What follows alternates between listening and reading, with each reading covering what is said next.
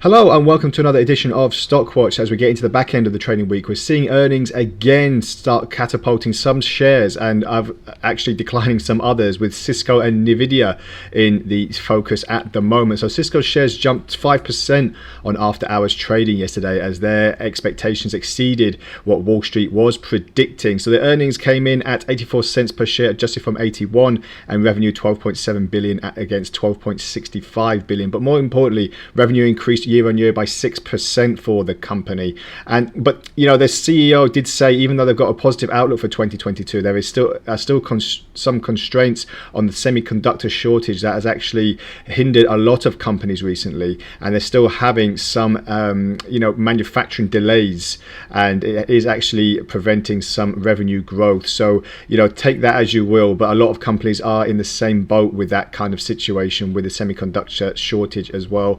And just looking at Nvidia as well, their shares did slip after hours on Wednesday, and even though they reported strong financial results in the last quarter. So Nvidia's reported 7.64 billion in revenue, up 53%, quite significantly from a year ago. So you can see a lot of companies coming out of this COVID-19 pandemic, where a lot of governments are saying they're just going to have to live with the pandemic and see what happens in that respect. And also, just a little point that earlier this week, Nvidia announced a deal with Jaguar Land Rover as well, to supply the company's automotive platform. So something to keep an eye on in that regard as well. So as we look on the stock, Cisco, I've been tracking this detrimental downturn on this V-shaped decline that we've seen. But, with the earnings coming out quite positively, we're not looking like we're going to sink below that particular line. If we do, then obviously these yearly lows will come into effect. I'll just pull this out a little bit more for better clarification. However, a bounce at this particular area would see another move to the upside. So with that being said, my first target will be the lower border of this Ichimoku cloud, roughly about the 57 area, and that will signify another jump to the upside and try and get this V-shaped recovery for bulls intact. As I said before, we're just looking at the statistics on the earnings for now, but in the long run, we're going to be looking at more of this tidal wave growth as well. So looking on the 4-hour chart as well, we're just seeing now what the opportunities are, and as I said before, we've completed this V-shaped decline, and now we're looking to push to the upside.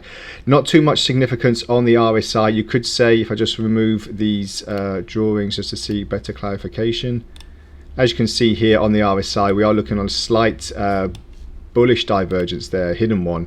However, in the near term, we'll see if that comes into fruition and really starts pushing higher. But as I said, the first course of action will be this lower border of the Ichimoku cloud. And just a quick look on Nvidia as well.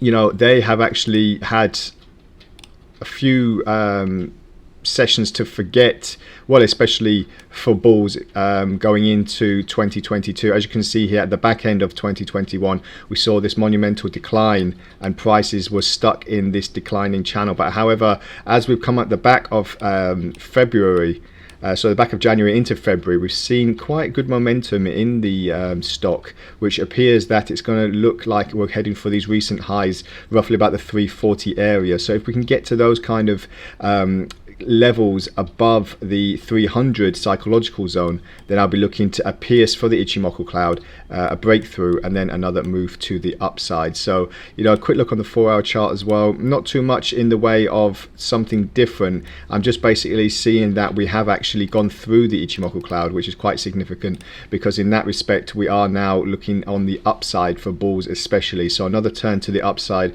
could see another puncture through the Ichimoku cloud, and then we could see more of a push to new fresh highs. So we'll keep an eye out for all these companies, and the earnings season comes to an end. We'll see what's in store later. So that's all from the Stockwatch today. Join me again for tomorrow for more stock news. Bye for now.